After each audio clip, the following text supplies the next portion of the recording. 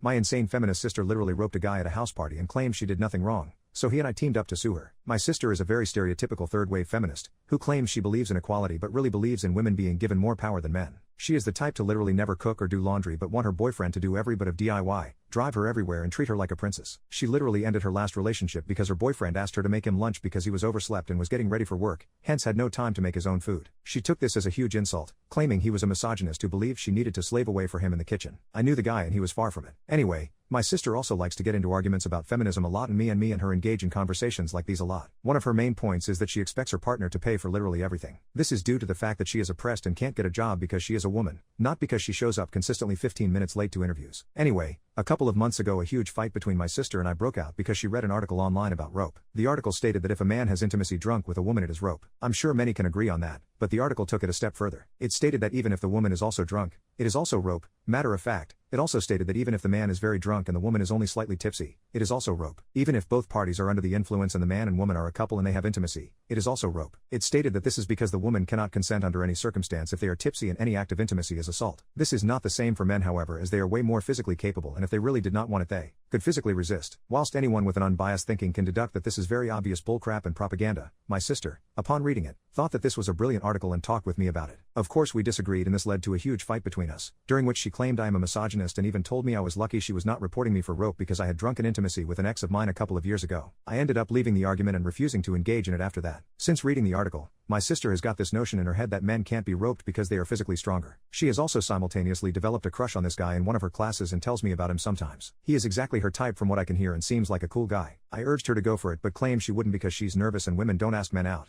That's the man's job. I asked her what about equality, and she replied saying that's different. My sister has spent a lot of time gushing over this guy, so naturally when last week she found out that he was also invited to the same house party she was thrilled. The party happened a few days later and my sister came home in the morning slightly hungover. She went to bed and later that night I asked her how the party went. She went on to tell me that she got with her crush. I was excited for her and I asked her to tell me how it came about. And when she started speaking my jaw started dropping until it had literally reached the floor. She said that after having some drinks she got the courage to go talk to him, and so she did. They ended up hitting it off and things started escalating from there. They started talking about the possibility of coming back to his house. But at one point disaster struck. My sister says that she lost him halfway through and went around the entire house looking for him but couldn't find him. She ended up stumbling into a bedroom where the only person was her crush. However, he was clearly almost out of it and had drank way too much. He was still conscious but barely, and would barely answer my sister when she was asking him if he was okay. Instead of getting him help, however, my sister decided that the only way to make him feel better was to literally make him feel better. She said that she went down on him first while he wasn't really moving, then after threw him onto the bed and proceeded to get on top. She said that he wasn't moving much and looked almost out of it the entire time, but that didn't matter because she was still able to cross the finish line. When my sister told me this I told her that she roped him, and she said no, that's not possible because girls can't rope guys, and if anything he was the one who roped her because she was still tipsy. I called her insane and told her that what she did was criminal and I don't want to see her for the time being. That night I texted the guy as I had his socials asking him if he was okay. He knew I was my sister's brother and we got to talking. Turns out that what my sister did impacted him a lot and he was feeling very violated. I told him how she talked about what happened and he said that was disgusting of my sister, which I of course agreed with. I asked if he wanted to do anything about it, and he said he was considering pressing charges because although he did want to sleep with her first, when he was barely conscious he did not want to see anyone, much less sleep with anyone. He said he was worried about the stigma that came with getting roped by a girl as a guy and wasn't sure whether he would be taken seriously. I told him I had his back however and urged him to follow legal action if he felt like he had to. He ended up saying he thinks he will sue her and asked me to help him out by testifying against my sister and informing the court of my sister's words and attitude towards the whole situation. I said yes and he is contacting lawyers right now.